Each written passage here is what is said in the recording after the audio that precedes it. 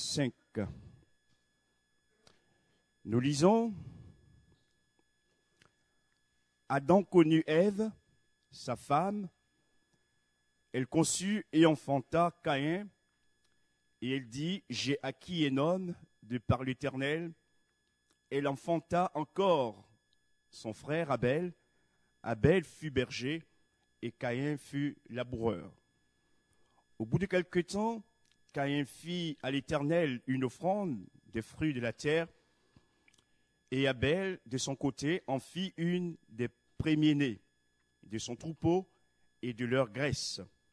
L'Éternel porta un regard favorable sur Abel et sur son offrande, mais il ne porta pas un regard favorable sur Caïn et sur son offrande, car Caïn fut très irrité et son visage fut abattu. Et l'Éternel dit à Caïn: Pourquoi es-tu irrité? Et pourquoi ton visage est-il abattu? Certainement, si tu agis bien, tu relèveras ton visage. Et si tu agis mal, le péché se couche à la porte et ses désirs se portent vers toi, mais toi domine sur lui. Verset 8. Cependant, Caïn adressa la parole à son frère Abel, mais comme ils étaient dans les champs, Caïn se jeta sur son frère Abel et le tua. Nous allons un peu plus loin au verset 25 du même chapitre. Adam connut encore sa femme, elle enfanta un fils et l'appela du nom de Seth.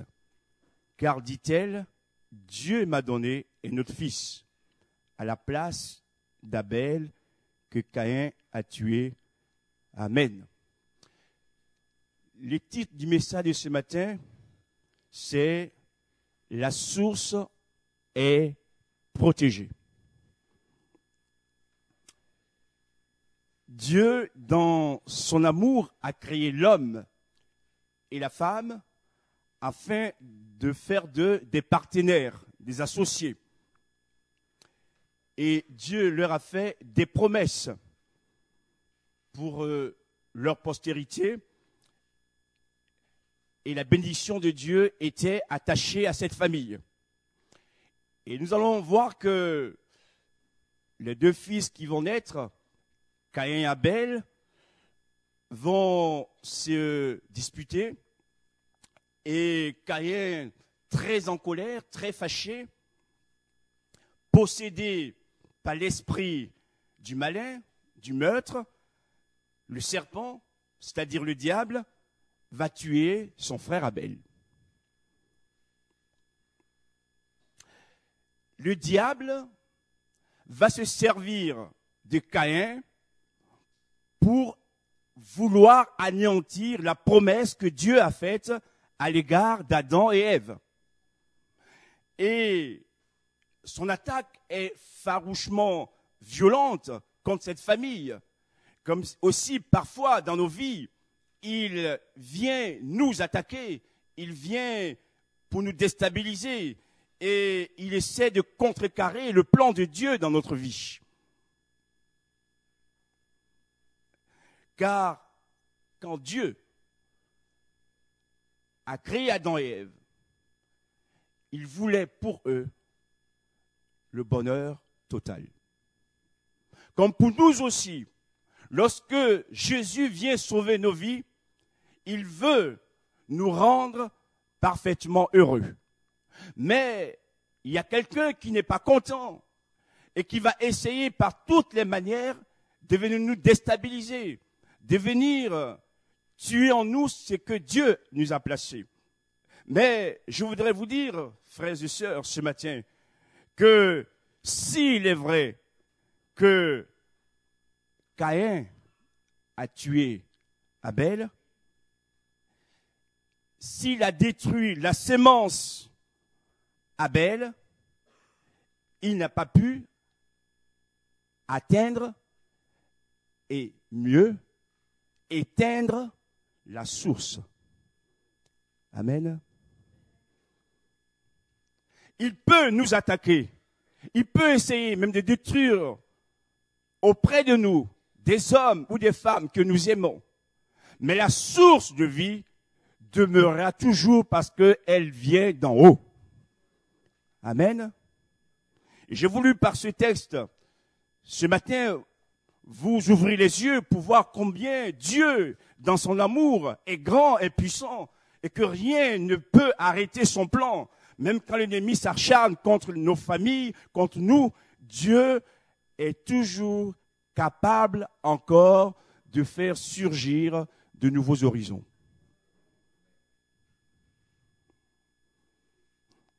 Dieu va accorder un autre fils à Adam et Ève. Quand nous lisons les textes parfois rapidement, ces choses, on ne les saisit pas. Je voudrais vous dire, ce n'est pas parce que je vais parler de moi, mais comprenez que ce n'est pas non plus dans les livres. Il faut avoir un contact avec Dieu. Et c'est lui qui nous inspire la pensée, pour que nous puissions comprendre ce qu'il veut nous dire. Il y a une grande richesse au travers de ces tests.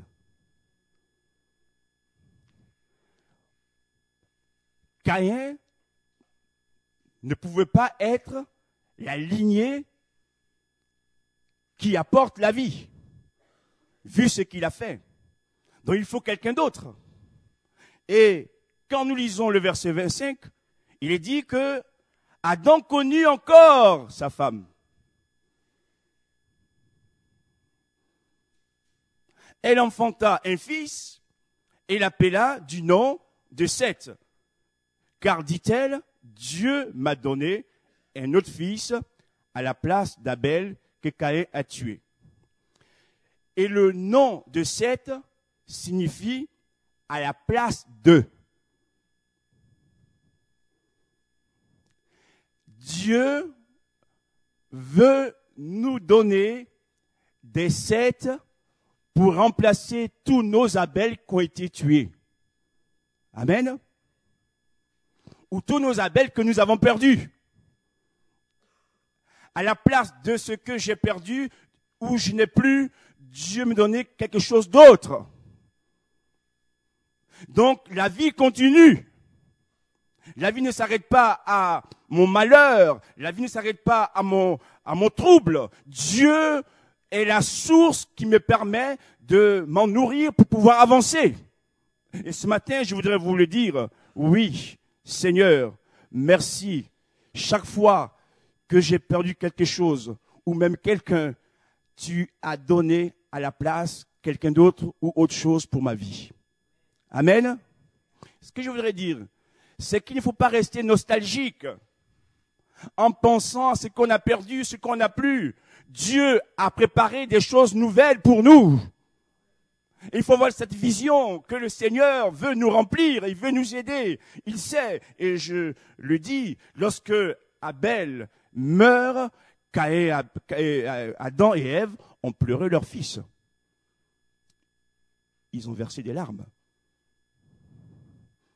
Il y a des situations de perte, des disparitions qui nous font verser des larmes. On pleure parce qu'on est humain.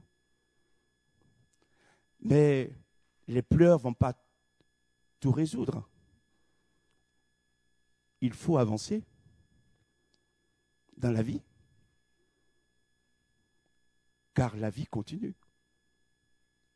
Et ce matin, je mérite d'encourager mon frère et ma sœur à ne pas rester figé par le malheur qui t'a frappé. Comprends que le Seigneur veut t'aider pour te remettre debout afin que tu comprennes qu'il a encore pour toi de grandes choses devant toi. Amen.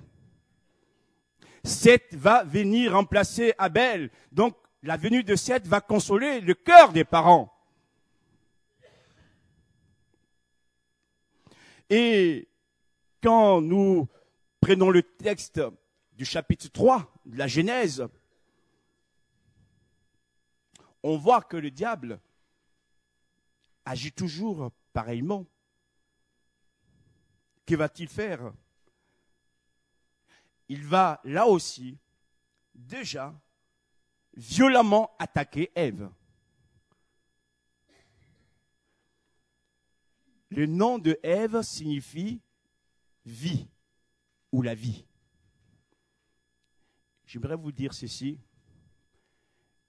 Le diable n'attaque pas les morts. Il attaque ceux qui ont la vie. D'accord?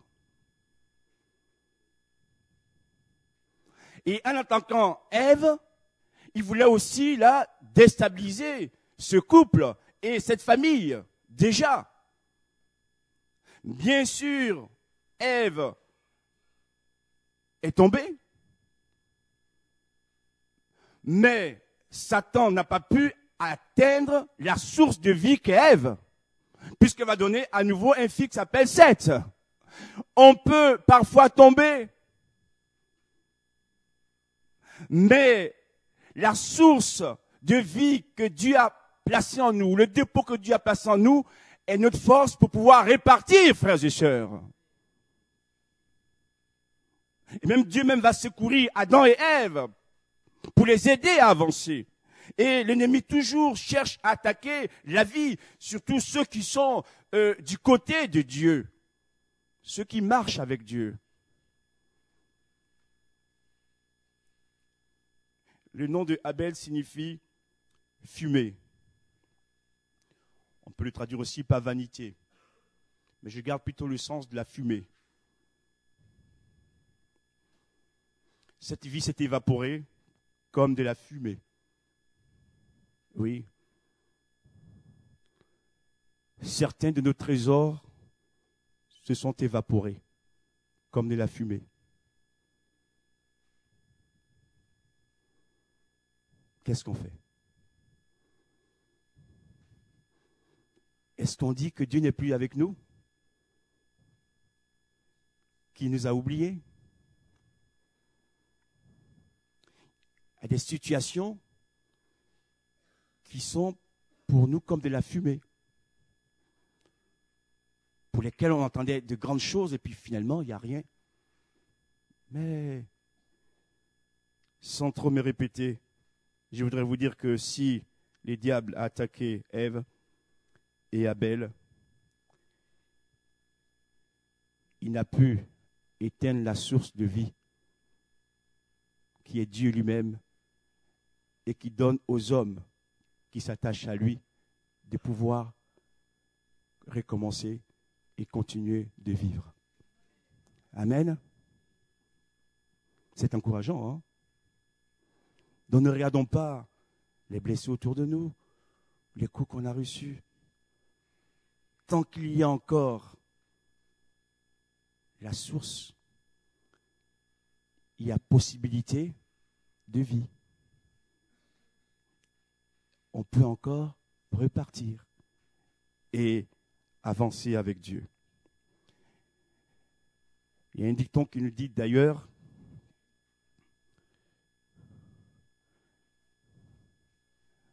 concernant donc la guerre ou les batailles, on a perdu une bataille, mais on n'a pas, je dirais, on a remporté la guerre. Il y a des batailles que nous perdons dans notre existence. Mais le plus important, c'est de ne pas perdre la guerre. Amen. Il y a une différence là. Hein?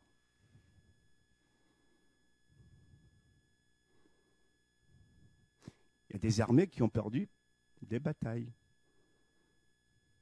Mais à la fin, ils ont remporté la guerre. Amen. Des fois, l'ennemi nous donne des coups terribles. Mais ce qui est important, mon frère et ma sœur, c'est que tu tiennes bon et qu'à la fin, ce ne soit pas lui qui triomphe, mais c'est toi qui triomphes en Jésus. Amen. Je voudrais lire avec vous dans Luc chapitre 3, verset 23. Évangile de Luc, chapitre 3.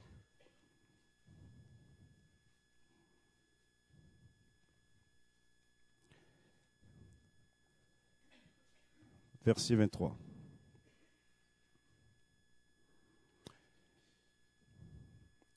Et vous allez voir la grande sagesse de Dieu, qui n'est jamais pris au dépourvu. Jésus avait environ 30 ans lorsqu'il commença son ministère, étant, comme on le dit, ou on le croyait, fils de Joseph. On va aller un peu plus loin, au verset 36. Jésus, fils de Joseph, fils de Canaan, fils d'Arpachshad, fils de Sem, fils de Noé, fils de Lamech, fils de Mathusala. Je lis dans ce qui est écrit là, parce que c'est Mathusala, mais c'est Mathusala. Fils d'Enoch, fils de Jared, fils de Malélèl, fils de Caïnan, fils d'Enos, écoutez bien, fils de Seth, fils d'Adam, fils de Dieu. Amen. Jésus est issu de Seth, celui qui va remplacer Abel. Ça veut dire quoi? Que Seth est celui qui vient consoler le cœur de ses parents, mais dans la dimension de Seth, Jésus va venir beaucoup plus tard. Et ce que j'aimerais vous montrer ce matin, frères et sœurs, ne nous laissons pas seulement influencés par les choses immédiates, parce que Dieu avait un plan lointain également, et que des fois nous ne voyons pas. Jésus est rattaché à Seth, comme aussi des fois dans nos vies, nous perdons des gens ou des situations, mais Dieu vient recréer la vie pour nous connecter avec son Fils Jésus. Amen. Seth a été mis à la place d'Abel, mais Jésus vient pour prendre toute la place pour nous rendre heureux. Amen. C'est que Satan a voulu détruire, a voulu empêcher.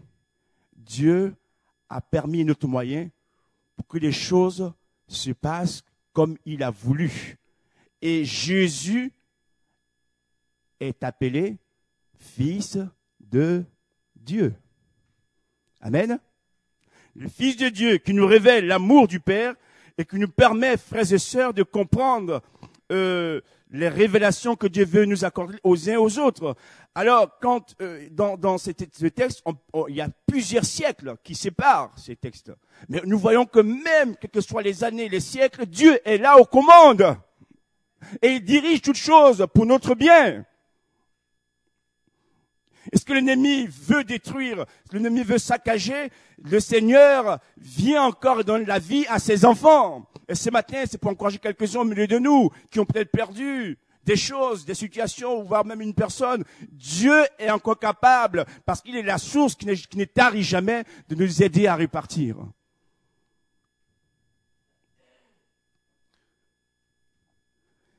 Dans la Bible, il y a cette image où Amalek a souvent attaqué Israël. C'est le type de l'ennemi qui ne veut pas le bonheur des enfants de Dieu. Et j'ai écrit ceci. Amalek a souvent attaqué le peuple de Dieu. lui donnant parfois des coups terribles. Mais il ne réussit jamais à le vaincre. Amen.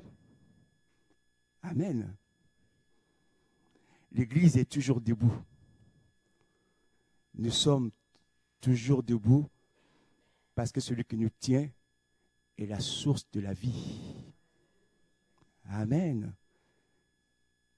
Les gouvernements changent, les saisons changent, mais Jésus demeure le rocher des siècles, l'eau vive qui ne tarit jamais, dans laquelle on peut s'abreuver et nous rafraîchir. Et vous comprendrez maintenant les deux versets que je vais vous lire pour un meilleur éclairage. Le premier, c'est dans Luc chapitre 12, verset 4. Luc chapitre 12, verset 4.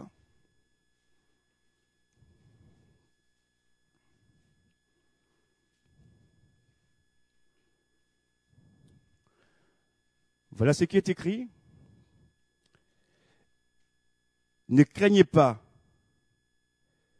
ceux qui tuent le corps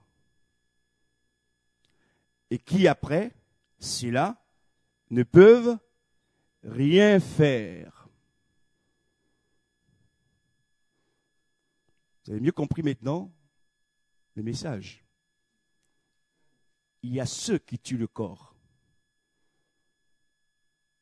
mais qui ne peuvent pas atteindre notre âme. Le corps prend des coups. Le corps souffre. Même parfois, il est tué. Mais l'ennemi ne peut pas tuer l'âme de l'enfant de Dieu. Nous avons reçu Porte ouverte ici, l'an dernier. Il nous parlait des chrétiens d'Irak qui ont beaucoup souffert. Ils ont, pour la plupart, tout perdu, leur maison, leur travail. Et il disait ceci: vous pouvez tout nous prendre, même nous tuer. Mais celui qui est en nous, jamais vous pouvez l'atteindre. Amen. C'est Jésus qui nous aide à grandir. On va lire un parallèle de ce même verset dans Matthieu chapitre 10, verset 28. Matthieu chapitre 10, verset 28.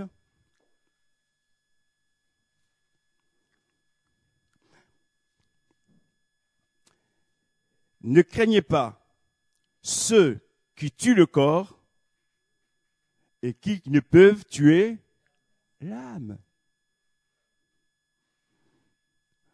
Et des fois, l'ennemi vient nous troubler, comme s'il peut à la fois tuer le corps et tuer aussi notre âme. Et on se sent orphelin. Non. Il peut toucher le corps comme il a fait pour Job. Même ses enfants ont été mis à mort. Mais là aussi, Dieu lui a mis une limite.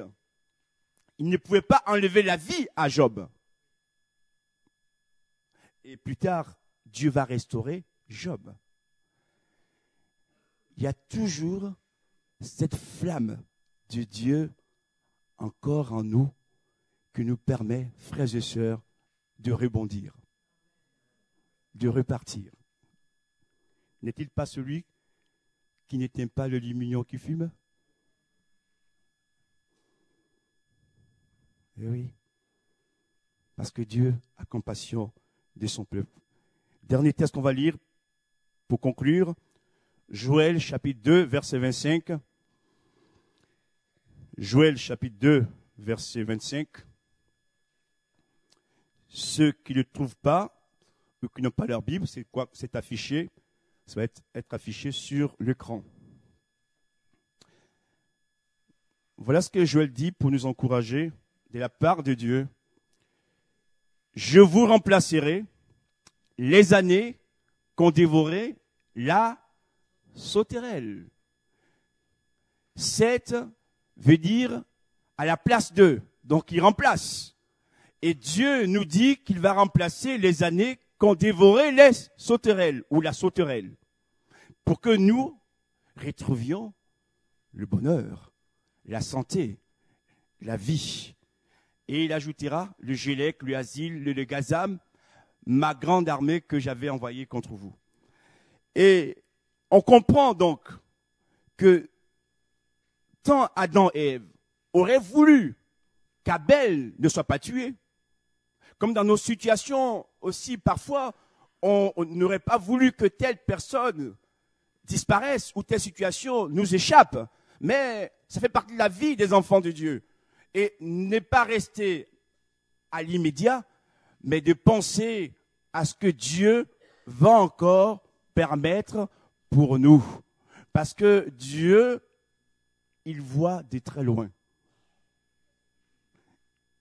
Il connaît notre passé, notre présent et notre avenir. Il connaît ce qui nous fait mal, ce qui nous a fait mal. Il connaît nos désirs. Et il sait ce qu'on attend aussi. Si Dieu l'a fait pour Adam et Ève, frères et sœurs, nous sommes nous aujourd'hui dans le temps de la grâce. Va-t-il faire moins ou plus? Il va faire plus. Puisqu'entre-temps, Jésus est venu. Gloire à Dieu. Mon frère, ce matin, une parole d'encouragement pour toi. N'abandonne pas la main de Dieu. Quelles que soient les épreuves, les attaques du malin, dis-toi que si le Seigneur t'a sauvé, à chaque fois que tu passes ces épreuves, il a préparé pour toi un moyen d'en sortir. Dans le nom puissant de Jésus. Amen. Merci pour ta parole. Alléluia. Merci de nous encourager. Merci de nous révéler encore ton plan. Et c'est vrai que parfois nous sommes comme abasourdis, comme perdus lorsque nous perdons quelque chose ou même quelqu'un. Mais là tu nous montres que tout ce que l'ennemi veut nous enlever, toi tu peux le remplacer et le faire encore même de mieux en mieux pour nous. Au nom de Jésus, ce matin, je prie spécialement pour ceux qui ont reçu des coups de la part de l'ennemi, pour ceux qui sont troublés, pour ceux qui sont perdus. Tu leur as dit que l'ennemi peut secouer le corps, mais jamais il ne peut atteindre notre âme. C'est pour nous une espérance et une force. Et à toi, je rends gloire. Au nom de Jésus. Amen. On reste dans le recueillement. Je demande aux musiciens, aux chants de venir ici.